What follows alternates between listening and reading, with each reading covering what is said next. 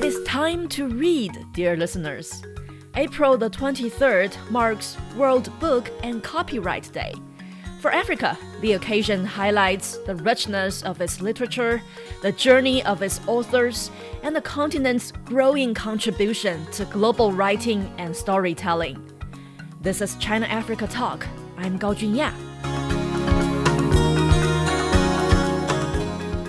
My colleagues Jerry Owili, Douglas Okwach, and Wolkester Nyambua discuss how books, in Africa's context, capture a deeper journey of the preservation of oral traditions, as well as cultural values and unique way of life.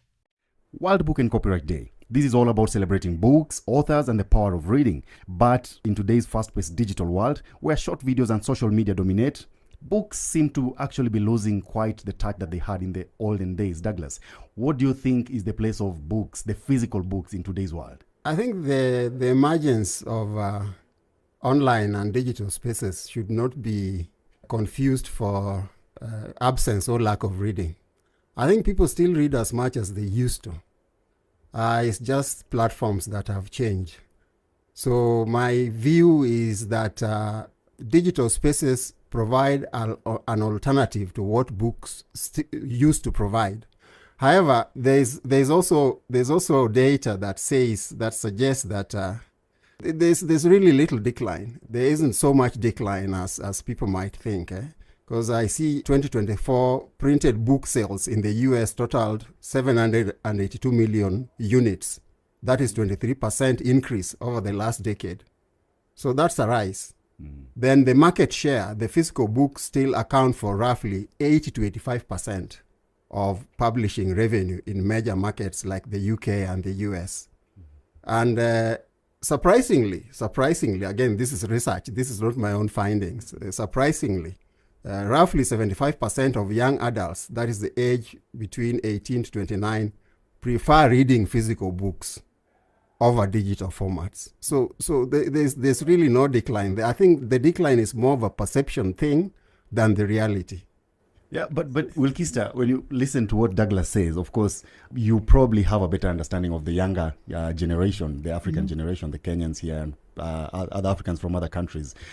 Do you think that statement stands? Of course, Douglas gives us the stats from the US and how these numbers are still quite impressive. They're really impressive, Douglas. Yeah, quite, actually. But now, looking at the figures or the interactions that we have with the common Kenyans, the youth, does it portray the same tale that Douglas is giving us, Wolkester? I do think it's the same thing. My experience is maybe I don't really have numbers, but it's more anecdotal. I'm one of those people. I read both physically and online. I also have an e-reader that I do carry around. And so I experience the best of both worlds, I think. And I think it's mostly just created different platforms. I have an e-reader. I got an e-reader specifically because it's easier for me, especially when I want to carry books when I travel, and I want to carry 10 different books because I'm reading different things simultaneously. It's not very practical. It makes my luggage heavier when I'm lugging around 10 or 15 books. It makes it easier when I just have an e-reader. I can download into it. I have a wide spectrum of things I'm reading.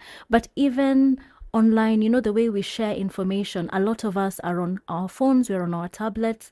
It has also broken down barriers because right now we can share, I know what people are reading across the continent. People are able to share their reading lists. I think this is nice because ABCD, even if I can't find a physical copy of whatever they're reading at my local bookshop, I can quickly buy a digital copy so it makes it very easy. I don't really have the kind of worries I used to have about not being able to find a book in copy. So I do think it's just moving things forward. It's moving with technology. People are still reading. We just have so many more different choices, and that also encourages reading. If you may just allow me to jump in there, of course, again, more data talks about digital as gateway, not as replacement. And then we talk about TikTok. But I can also see there is book talk, book and talk, T-O-K. And basically what we are talking about here is that social media platforms like TikTok and Instagram have actually significantly boosted book sales. I tend to see more books, more promotional items about books online, which actually raise my appetite for reading. And Wilikista, I think, has captured it here very well, that hybrid habits. I think people are forming hybrid habits, a bit of digital, a bit of physical, which is also a good thing. And data here says that adults, talking about people who are 18 and over, about 33% of adults are now avid hybrid readers, that there is no discrimination. If it is good on digital, it is as well good in physical. You said But 33%. I'll talk about the differences. You said 33%. Yeah, the data says 33% of hybrid, people who balance between digital and physical books. copies. Wait, let me Yes. jump in here and also talk about apart from the fact that we are reading on like e-readers, the other thing about being digital or online is that there are sites where authors are able, like some of them are just people who are writing for fun, are able to go in and instantly publish their books. There are sites where, you know, you have a wide array of books, of literary works that you can read at no cost. And I do think one of the things that we also don't discuss is the cost of, especially physical media, books, is that often access might be limited to the people who might be able to go over and hand over money. But there's so much that is available for people to read now, even if you don't have those kind of resources. And we're not talking about the pirated ones. We're talking about legitimate sources where the authors have authorized it, and you can read, you can build your vocabulary, you can enjoy the fiction or non-fiction, and without spending a lot of money, which is also a good thing. Surprisingly, I don't do digital books at all. Oh, I am really? still the guy. I think I'm still the 67% of people, because if you say only 33% do hybrid, I'm still part of the 67% that prefer reading the physical books. Physical books I would rather only. have my book there. And Yeah. she talked of having a variety of books. Yes. I'm assuming you read this variety at the same time. I do. Okay. I do read a cross section of books. I will be reading maybe like 5 or 6 books together at the same time, because what I read on the day depends on how I feel on the day. You know, some days I want to pick me up. And so when I go home, I continue the book that, you know, puts me in that kind of headspace. Some days I need motivation. So when I go home, I'm not reading the fantasy or the fiction. I've gone back to, you know, like a biography or something. So because I usually have an array, if I travel out of town, I can't pick just one. So I need my 6 or 7 books, because I don't know which mood I will be on that particular That's day. not me. Well, That's Jerry, not me, Douglas. Jerry, let me tell you why you are in the right place, probably at the right time. Yeah. There is something called deep reading advantage. And this deep reading advantage is actually offered by physical books.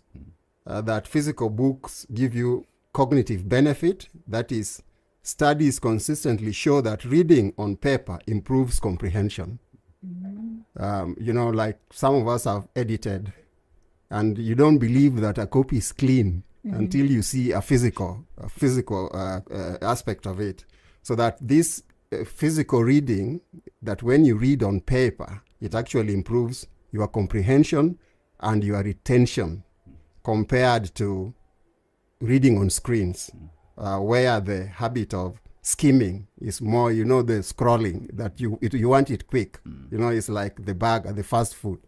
And then there is also a study that talks about mental health, that physical books are increasingly viewed as a primary tool for digital detox. That there is a way that digital consumption intoxicates. So you need a detox. And that reading books physically offers that mental balance and what they call digital detox. I will agree fully. These are advantages of reading physical. I will agree fully. And also, Yeah. I think I would be so distracted if I went the digital route. I don't know how you maintain your discipline when you're trying to read, probably from your tablet, how you maintain your discipline to not try to check something else, to not try to check Jerry's text or someone else texts you while you're in the middle of your reading, and then it just takes away your attention from whatever it is that you're reading. Let me tell you, I totally understand what you're saying, because one of the reasons I have a very old-fashioned e-reader, and the only thing it does is down it. You can buy a book, you can purchase a book, and you can read it.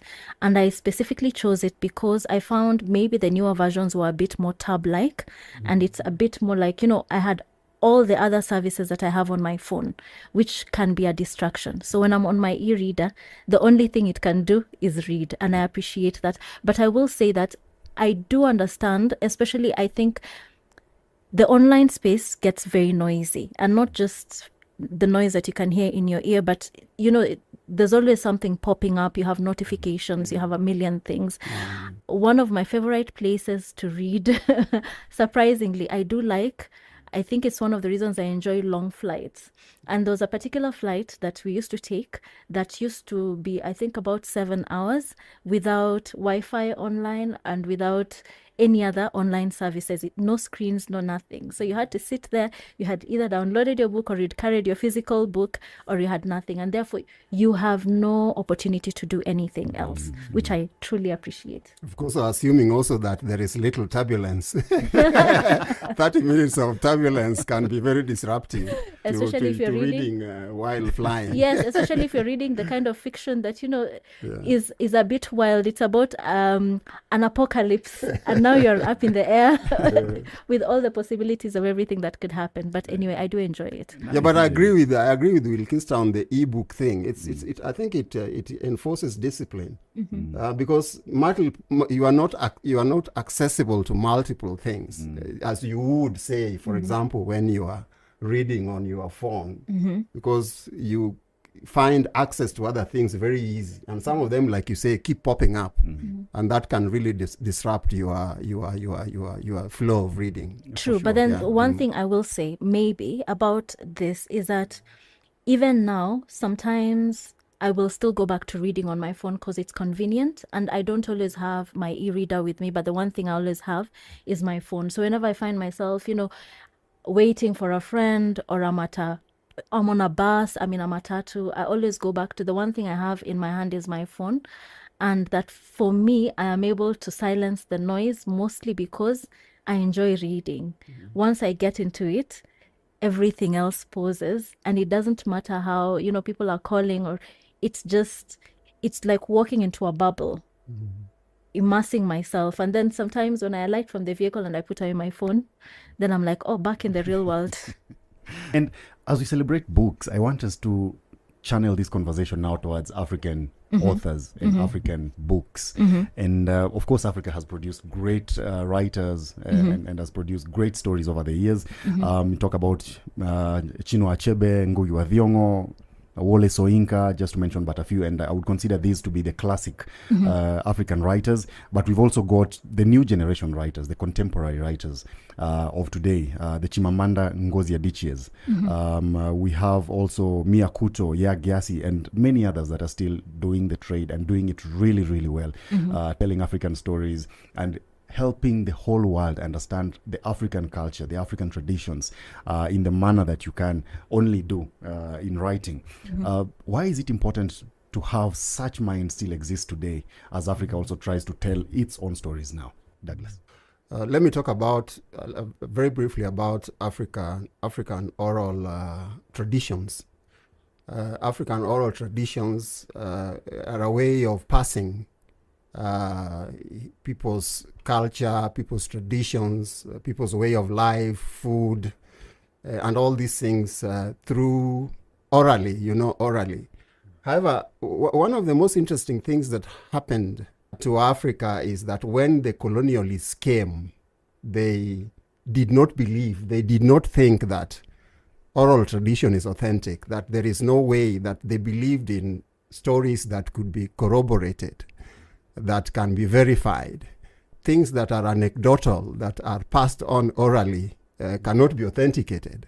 And then therefore Africa didn't have any history.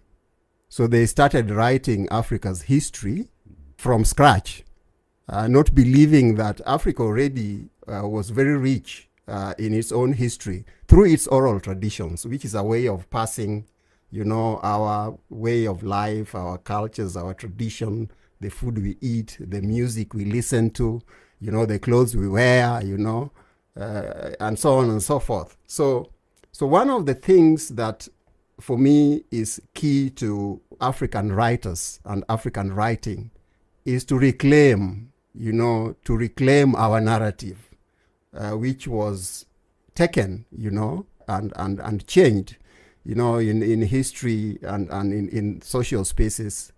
We talk about revisionists or revisionism, the idea that what originally was is no longer is because somebody has changed that story. And this is what early European writers did to Africa by changing the African story. So what I see in the generation that followed these early writers about Africa, the white people, is a generation of writers that were trying to correct a course that had gone wrong. So for me, it's about owning the narrative, telling our own stories, our lived experiences. So that's very key to me. So that's a very important role of our writing, of our writers, of our story, and so on. And do you foresee probably in the next, in the decades that are coming ahead, would they also be in the same standing as the Ngugi wa Thiong'os? Because these are really, really acclaimed, well-acclaimed authors, the Wole Soyinkas. Some of these people were even in conversations for the Nobel Prize. We have people who really, really did a good job in telling the African stories. Of course, in the manner that they did, with the resources that they had back then and with the competition that existed when you look at the Western world and the kind of resources that they had and the authors that they had in the numbers that they had. So do you think in the next probably 10, 20 years, these contemporary writers will also take that place and now lead the continent's narration? Yeah, that's a very interesting question again, Jerry, and it's quite intriguing. To try to make a comparison would not be the right thing to do, because I think there is some form of continuity in which we tell our stories, in which African stories are told by Africans. It's just that the way that we tell, even the music, if you leave the storytelling, even the music, if you look at African music in the 50s, in the 60s, and then you look at African music in the 2000s, there's a world of difference in approach, in messaging, and so on and so forth. So my view is that the messaging will continue, except that the way we are used to, passing that message is what changes. For example, if you want to communicate with urban population, younger people from some sections of, say, the city of Nairobi, you do not speak formal Kiswahili or even English, but there's a mix of both, which they understand and which they enjoy and which convey the messages. So for me, that is how I understand these transitions and how the message keeps being passed on. When I was younger, I had an uncle who would tell us stories until late in the morning, oral stories. And I really enjoyed them. I think that generation is gone. So we no longer have uncles that lie down with us on bed and tell us stories up to around 2 a.m. or 3 a.m. in the morning. So instead, we now have books. But the message is the same. I saw some of these early books, particularly by African writers, actually are about African folklore, African tradition, the story of the hare and the hyena, things like that. Packed with message, packed with wisdom, and stuff like that. So as time changes, I think the way we convey and transmit the message changes. But the message necessarily for me remains the same. Yeah. Of course, a bit of distortion here and there does happen, but it consistently remains the same message. The primary message. Yeah, the primary message. Nice. And we're already talking about some of these African authors, and I think now I want us to narrow down. I did ask all of us before. I wanted to talk about, I wanted to revisit that, just the importance of the African story and telling it. It's what Dagi says is that it's important for us to reclaim our stories. And then there's more than that for me. Let me give an example. For me, I did not grow up in the capital. I didn't grow up in Nairobi. I grew up outside a mid-sized town, but still not in the capital. And so I was a reader from the time I was very young. And when I started out with all the books that were common. There were British books, there were American books, there were Western books with all these stories. And then we started reading a number of African stories. I don't know if people remember, of course, there's The Hare and Other Tales. And then there are the other series of books, Beautiful Nyakio and The Giant and other stories. And then we went into it, and then I started becoming very interested, you know, like in a lot of the African stories, because when I was reading the books, like remember Hardy Boys, Nancy Drew, there were nice books, the Enid Blyton books, The Famous Five, Secret Seven. They were nice books, but they were not necessarily relevant to me.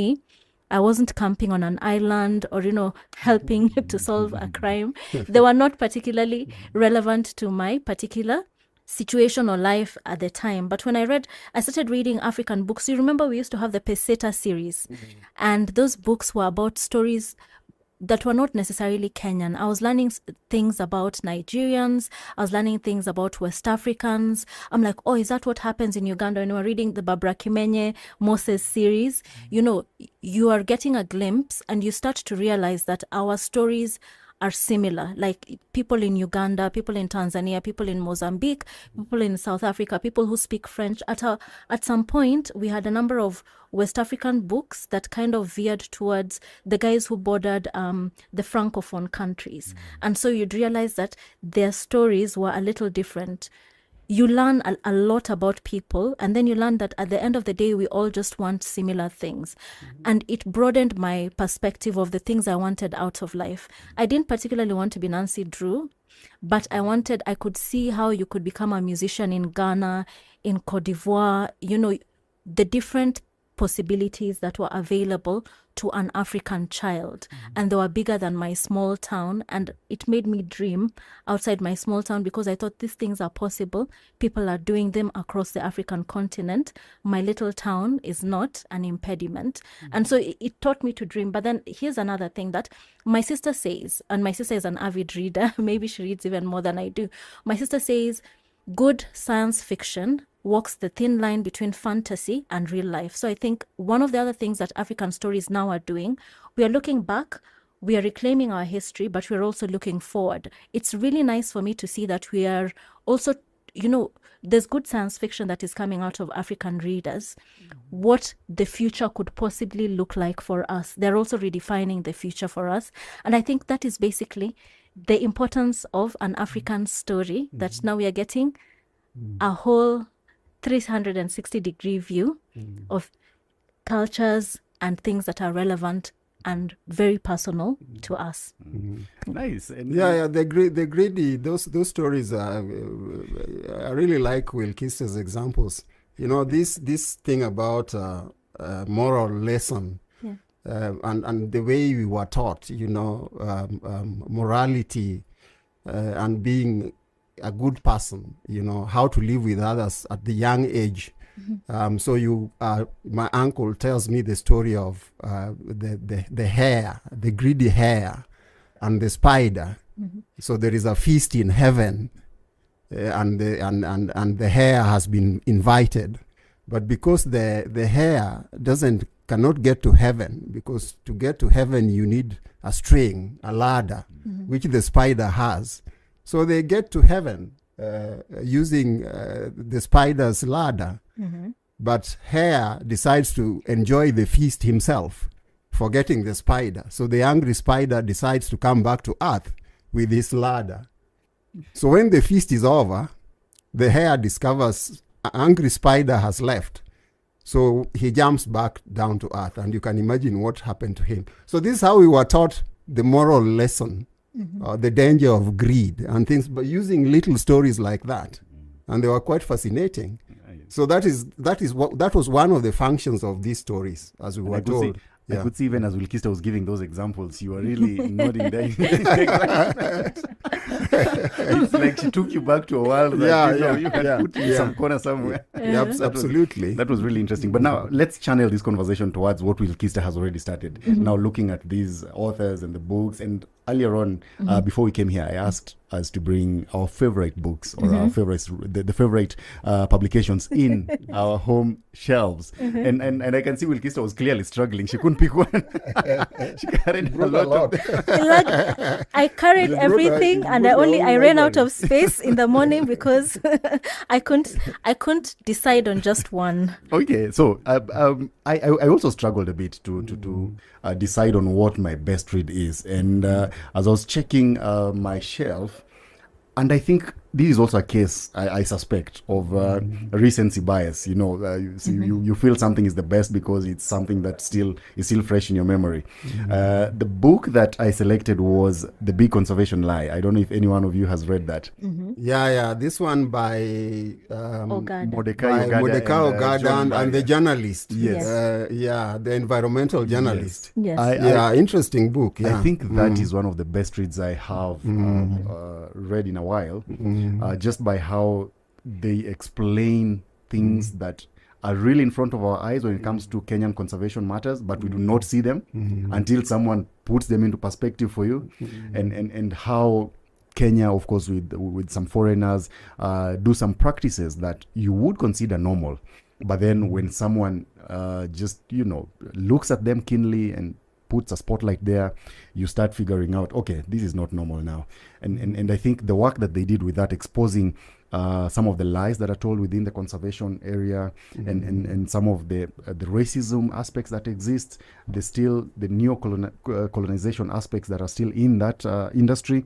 It was a very interesting read for me, because I would say I love the stories about conservation, tourism, and stuff like that. So when someone gives me all the nitty-gritties, the behind the scenes happening, the things that actually happen behind the stories that we are told on television, the content that we get via newspapers, I think it was a very interesting read. I don't know if you've both read it. I don't know how you'd rate it.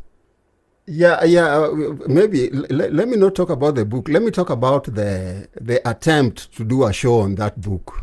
Actually, while here at CGTN on Talk Africa, and for 3 months, really, it's a show we planned and kept shelving because Professor Mordecai and his friend, the journalist, what is his name again? John Mbaria.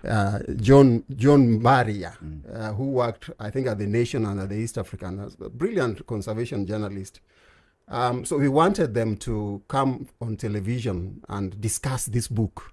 But they kept growing cold feet for whatever reason. Then what I learned from their reluctance to come on television and talk about this book was the quiet and dark forces in the conservation world, and who pays who and who decides who speaks about what.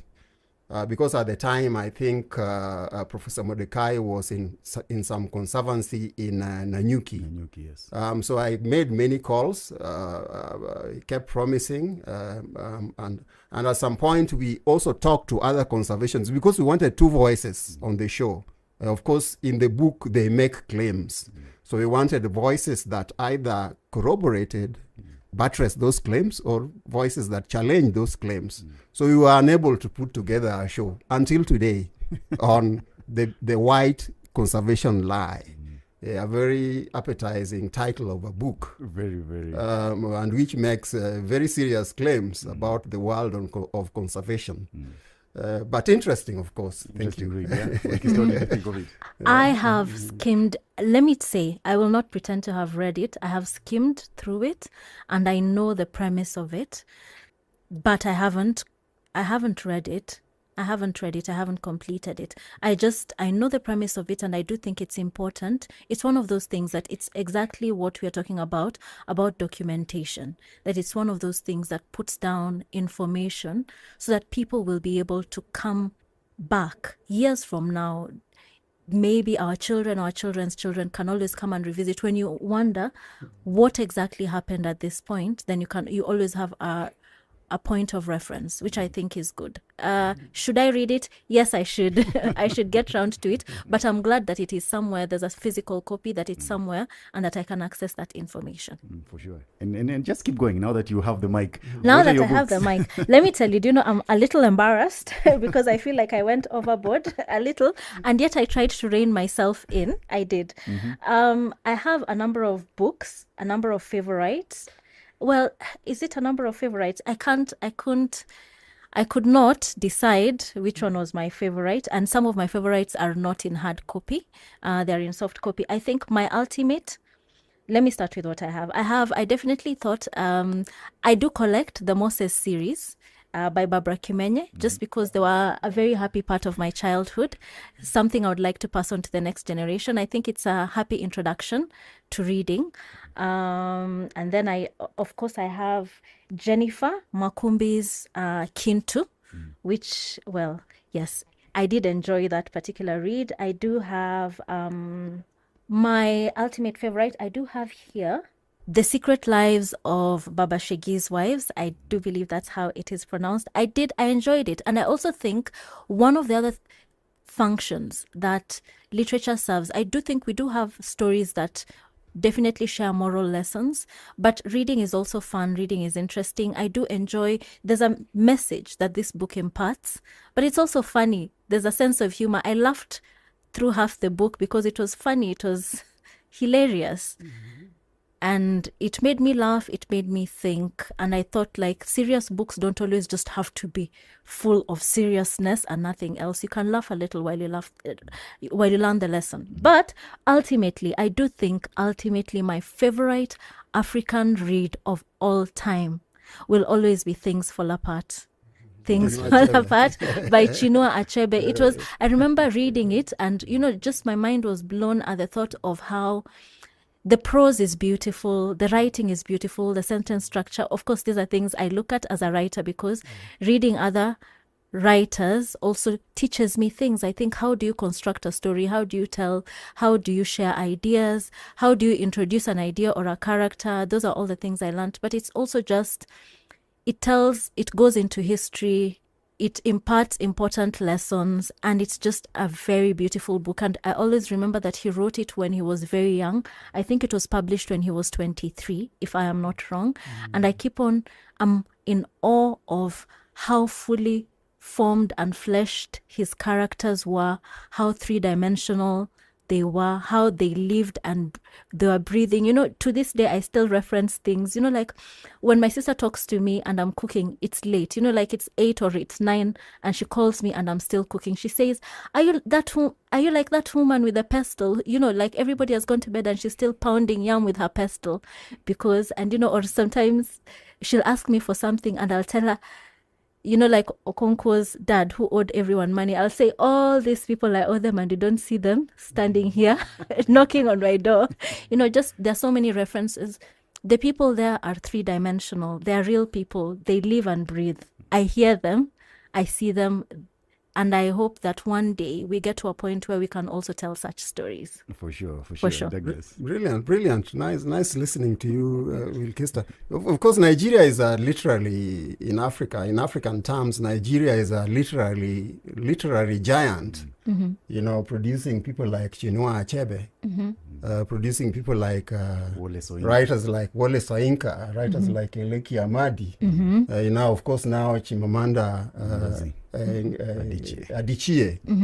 So it's a powerhouse, really. And I think they deserve that place because they try to, write in a way that expresses how they live. They write the way they live. Which make their writing exceptional. I brought my book, Jerry. Of course, it was very easy to pick. Like so I just picked one, Long Walk to Freedom, an autobiography of Nelson Mandela. I don't know how many, I think I've read this book a couple of times, not just once, maybe 2-3 times. Sometimes I just flip through paragraphs. And I can't say enough about this book. So I picked just 3 core areas about the book. That is the early life and education of Nelson Mandela. His father named him Rorilala. Rorilala. I think Rorilala is a tongue twister. That name is a tongue twister, you know. He was born in 1918 in Kunu, that village where his body was finally interred in Kunu. So the book talks about his early life and education, and of course the political awakening, you know, the political awakening. When he joined the ANC, the African National Congress, Africa's oldest political party, way back in 1944. And Mandela was already, you know, in the move as apartheid, the national party, you know, the Boers, you know, the national party was implementing apartheid, you know, a system of governance that shocked the world with its brutality and atrocities, you know, compared only to what we've seen in Gaza, you know, in the Israel-Gaza thing. And I think that's why South Africa takes exceptions and takes particular positions when it comes to the Israel-Gaza, the Israel-Palestine issue, because it reminds them of apartheid. So he formed a party, and I don't know, there's similarities here. And these names are quite hard to read. Umkhonto Wesizwe. Is that Jacob Zuma's party? Umkhonto Wesizwe. Yeah, so the political life of Nelson Mandela captures it in this long walk to freedom. And of course the imprisonment, his lonely stay for 27 years in Robben Island, you know, the Alcatraz. You've watched the movie Escape from Alcatraz. You don't escape from Alcatraz. And of course freedom and the march to freedom. 1990s, you know, until independence in 1994. But the key things about Nelson Mandela, which you learn from his book, Long Walk to Freedom, is the resilience and sacrifice. You know, that life of prison, for detached, removed from society, removed from his family, for him to survive was not very easy. And then also the idea, the value of forgiveness and reconciliation. You know, at independence, Nelson Mandela formed a government of national unity with white people. And many South Africans were not amused that how come again you brought back the oppressor into government. So that spirit and the definition of courage. And if you allow me, I'd like to read a quote that I picked. There are too many, but I'll just read one. Apart from life, a strong constitution and an abiding connection to the Thembu royal house, the only thing my father bestowed upon me at birth was a name. Rorilaha. It is Xhosa. Xhosa. So the name literally means pulling the branch of a tree. You know, a branch of a tree can be big and can be heavy. But its colloquial form, meaning, is accurately captured in troublemaker. Nelson Mandela was a troublemaker. A troublemaker. Yeah. But of course, he says he does not believe in that these names defined him, that these names charted his destiny, that charted his path. But in the end, people did tell him that he was indeed somebody who pulled the big branch of the tree, looking at the sacrifices he made for South Africa. So it's a very interesting book. Talks a lot about Africa, you know, political systems, you know, the movement for freedom, you know, the liberation fight, the people who stood with Mandela, the people who stood with South Africa, and so on and so forth. So that's my favorite pick. Nice. But it would still be very unfair for only 3 journalists during the World Book and Copyright Day to give their opinions on what they consider to be their favorite reads. Of course, in a newsroom that has tens of other journalists that also read very avidly. And so earlier on, I also spoke to some of our colleagues here at CGTN to just give us some of their best reads. And we have quite a couple of them. I just wanted to, I'm going to read through them, and then I want the 3 of us to pick one from the books that we have here and the books that were submitted earlier, and then we'll pick one and decide that to be our 2026 read. And probably if we haven't read it, we're going to read it. And if our listeners haven't read it, they might want to consider reading it. So, of course, we have The Long Walk to Freedom by Douglas. We have Wilkista's, are they 7 books or 8 books? Let us stick to Chinua Achebe's. Yes, let us stick. Things Fall Okay, Apart. so we have Long Walk to Freedom, we have Things Fall Apart, and we have The Big Conservation Lie.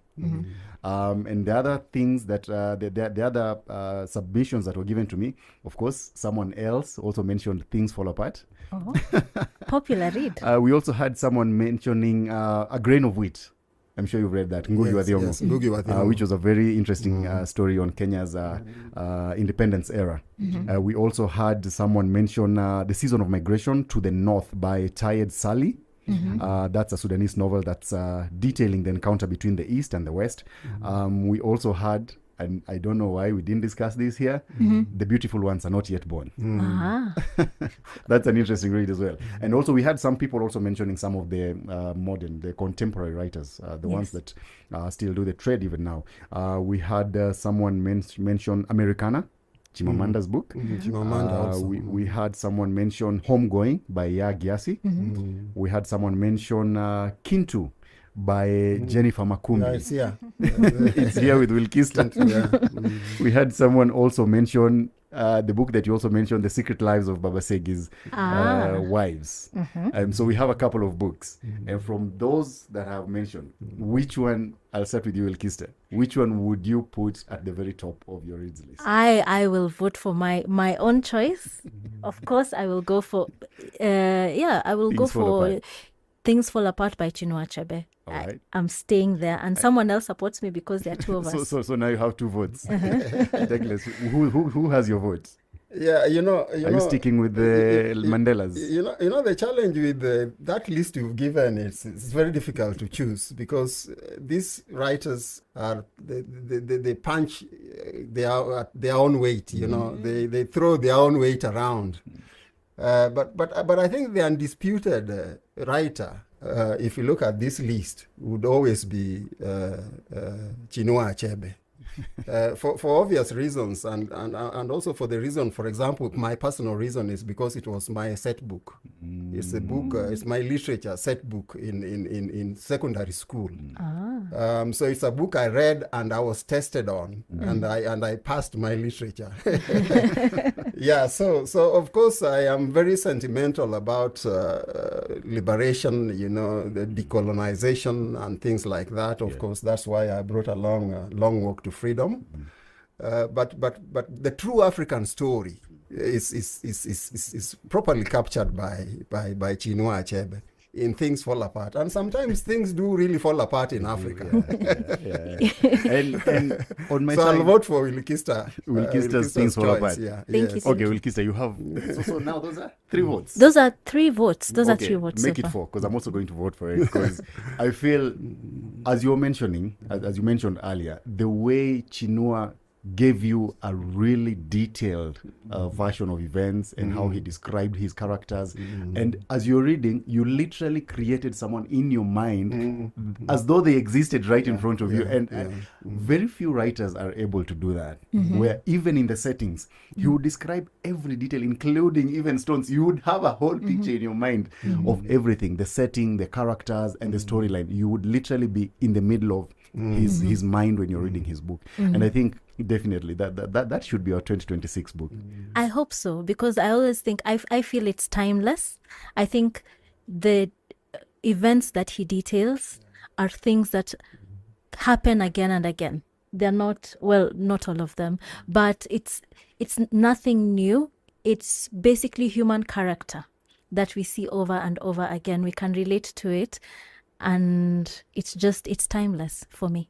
I agree. It's So timeless. Chinua Achebe actually is this early generation of African writers that came to challenge the narrative, the earlier colonial writers, you know, the ones that depicted Africa as the dark continent.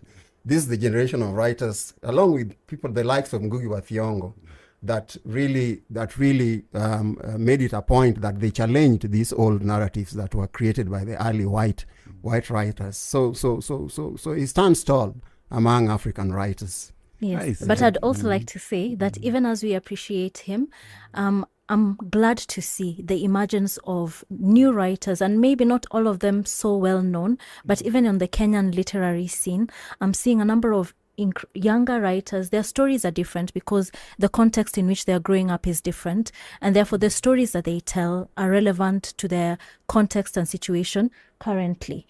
And so I am happy to see the emergence of those. I think we want perfection sometimes. We want the perfect book. We want people to get it right the first time. But I think that as long as we have works coming out, we have stories coming out, it can only get better, because that's how you get better, by telling a story and developing. It's a muscle you strengthen as you go along. So I'm excited to read more and more about from younger authors. Well, I've updated my 2026 reading list, hoping to know Africa a little better, one book at a time. You can find more of the discussion on YouTube and Spotify. Search Talk Africa Plus. Stay with China Africa Talk to get to know more stories about China and Africa and their expanding bilateral cooperation. I'm Gao Junya. Thank you for listening.